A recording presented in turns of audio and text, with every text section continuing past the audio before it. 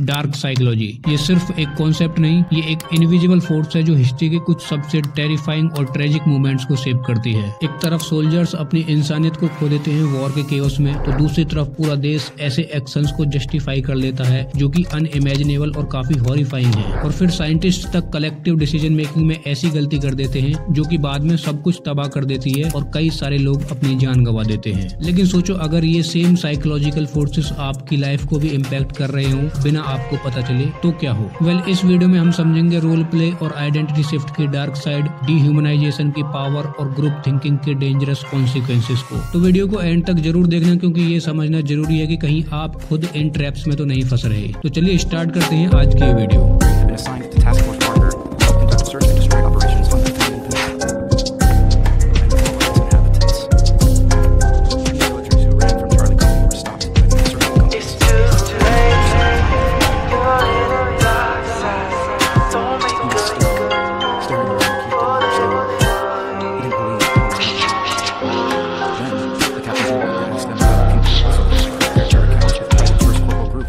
Very few, if any, escaped.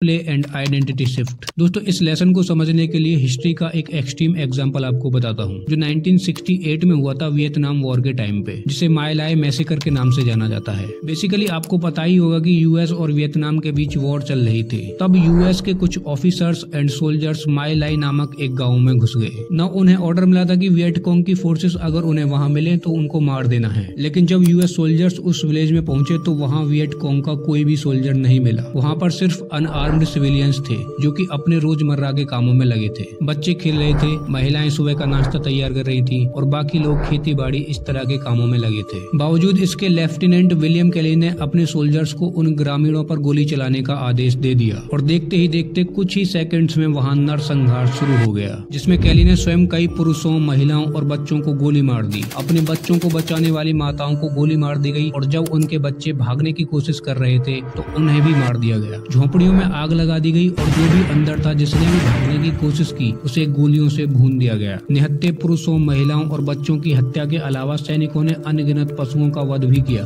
अज्ञात संख्या में महिलाओं के साथ बलात्कार किया और गांव को भी जला दिया। बताया जाता है कि कैली ने दर्जनों लोगों को, जिनमें छोटे बच्चे भी शामिल थे, उनको मशीन गन से मारने से पहले उन्हें बेरहमी से खाई में घसीटा था। इस नरसंहार के खत्म होने तक 504 लोग मारे जा चुके थे, जिनमें 182 महिलाएं थी और उनमें से भी 17 महिलाएं ऐसी थीं जो प्रेग्नेंट थीं और 173 बच्चे, जिनमें 56 ऐसे बच्चे थे जिनकी एज 1 वर्ष से कम थी। नाउ इस पूरी घटना के बाद जब सोल्जर से ये पूछा गया कि ऐसा क्यों हुआ, तब उन्होंने अपने एक्शंस को ये कहते हुए जस्टिफाई किया कि we are just following orders from higher rank officials, यानी कि हम सिर्फ हायर रैंक से मिले ऑर्डर्स को फॉलो कर रहे थे। नाउ ये एग्जांपल आपको बताता है कि कैसे अगर आप किसी इंसान को एक रोल प्ले करने को बोलो, एक आइडेंटिटी दे दो या उसे एक टाइटल दे दो, तो कई बारी लोग उसे आंख बंद करके फॉलो करने लग जाते हैं और ऐसा करते वक्त वो खुद के हिडन एजेंडाज को पूरा करने की भी कोशिश कर सकते हैं। और इसी को लेकर साइकोलॉजिस्ट फिलिप जिम्बार्डो कहते हैं कि give people a title and they live up to it often in extreme ways, यानी कि लोगों को एक टाइटल दे दो तो वो उसे एक्सट्रीम्स में भी फॉलो करेंगे। और ये करने के लिए कई बार साइकोलॉजी का एक कॉन्सेप्ट यूज होता है जिसे बोलते हैं dehumanisation, turning people into others. दोस्तों एक काफी शॉकिंग रियल लाइफ एग्जांपल इसका रवांडा जेनोसाइड का है जो कि 1994 में हुआ था। बेसिकली रवांडा में दो तरह की कम्युनिटी पीसफुली रहती थी, हुतू और तुत्सी कम्युनिटी माइनॉरिटीज में थी। तो वहाँ के पॉलिटिकल लीडर्स, बड़े बड़े मीडिया आउटलेट्स और मिलिटियंस ये सभी तुत्सी लोगों को ये कहकर प्रचार कर रहे थे कि ये लोग मनुष्य से कमतर हैं और उन्हें एनईएनजी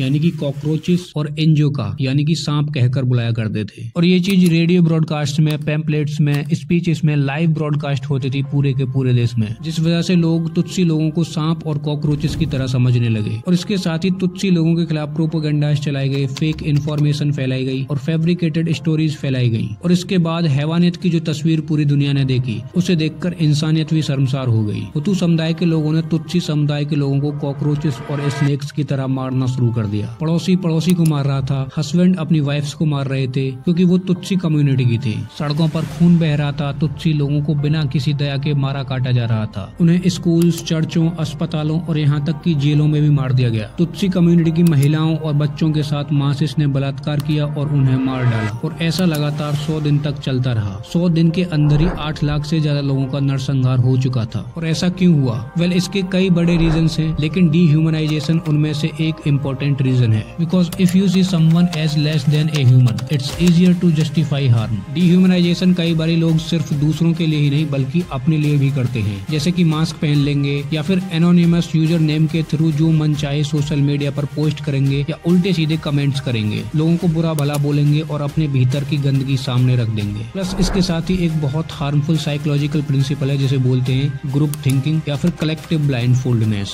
दोस्तों, कई बार आपने देखा होगा कि हम ऐसी सिचुएशंस में फंस जाते हैं जिसमें ना चाहते हुए भी हम वो काम कर देते हैं जो आसपास के सभी लोग कर रहे होते हैं। आप कई बार ऐसी सिचुएशंस में फंस जाते हैं जहाँ सारे लोग यस बोल रहे हैं, इसलिए आप भी यस बोल देते हैं। सोसाइटी में सभी लोग गवर्नमेंट जॉब की तैयारी कर रहे हैं, लेकिन आपका मन कुछ अलग करने का है, फिर भी आप ना चाहते हुए गवर्नमेंट जॉब की तैयारी करते हैं ग्रुप प्रेशर की वजह से। आपने नोटिस किया होगा कि कई बार हम अपने फ्रेंड्स के ग्रुप में होते हैं तो ऐसी चीजें कर देते हैं जो थोड़ी स्टूपिड टाइप की होती हैं। हम अकेले होते तो शायद वो काम या चीज नहीं करते। वेल, ऐसा होता है ग्रुप थिंकिंग की वजह से, क्योंकि कलेक्टिवली जब हम ग्रुप थिंकिंग में होते हैं तो कई बार हमारा IQ थोड़ा कम हो जाता है और हम भी वही करने लगते हैं जो ग्रुप के बाकी लोग कर रहे होते हैं। नाउ ये चीज छोटे मोटे लेवल पर तो प्रॉब्लम वाली नहीं है, लेकिन यही चीज अगर बड़े लेवल पर हो तो बहुत नुकसान भी कर सकती है। वेल, इसी से रिलेटेड एक रियल लाइफ इंसिडेंट देखने को मिला जनवरी 1986 में, जब एक स्पेस शटल चैलेंजर डिजास्टर हुआ था ग्रुप थिंकिंग की वजह से। तो हुआ ये था कि जो नासा के इंजीनियर्स थे उन्होंने रॉकेट लॉन्च से पहले एक कंसर्न रेज किया कि जो रॉकेट की ओरिंग्स हैं उनकी सील फेल हो रही है ठंडे वेदर के कारण। और ये चीज उन्होंने लॉन्च डे के दिन ही बताई थी। उन्होंने बताया कि लो टेम्परेचर की वजह से सील मेल फंक्शन कर सकती है, जिसके कारण कोई बड़ा डिजास्टर हो सकता है। बावजूद इसके नासा ने रॉकेट लॉन्च किया, क्योंकि लॉन्च कई दिनों से डिले हो रहा था। एक्चुअली में लॉन्च 23 जनवरी 1986 को होना था, लेकिन ठंड ज्यादा होने के कारण ये डिले होता गया। और सबकी एक कलेक्टिव थिंकिंग थी कि चलो इसे आज यानी कि 28 जनवरी 1986 को ही लॉन्च करते हैं, जो होगा देखा जाएगा। अब इसकी वजह से पता है क्या हुआ? वो लॉन्चर कुछ देर तक तो ठीक चला, लेकिन 73 सेकंड्स के बाद वो ब्लास्ट हो गया और उसमें बैठे 7 एस्ट्रोनॉट्स की ऑन द स्पॉट डेथ हो गई। नाउ ग्रुप थिंकिंग जो होती है वो कई बार एक प्रेशर क्रिएट कर देती है, जिसकी वजह से हम ग्रुप के अगेंस्ट जाके कोई एक्शन नहीं ले पाते, चाहे फिर वो ग्रुप गलत ही क्यों न हो। इससे हम एक लेसन सीख सकते हैं कि जस्ट बिकॉज एक बड़ा ग्रुप कोई बात बोल रहा है तो ये जरूरी नहीं कि वो सही ही हो। और कई बार ग्रुप में होने की वजह से आपके ऊपर प्रेशर आएगा, बट उस टाइम आपको खड़े रहना है और आपको याद रखना है कि एक साइकोलॉजिकल प्रिंसिपल है जिससे आपको लड़ना है और गलत के खिलाफ फिर भी आवाज उठानी है। बाकी वीडियो पसंद आई हो तो वीडियो को लाइक और चैनल को सब्सक्राइब जरूर कर लें। मैं मिलूंगा आपसे ऐसी अगली वीडियो में, तब तक के लिए अपना ख्याल रखना। जय हिंद, वंदे मातरम।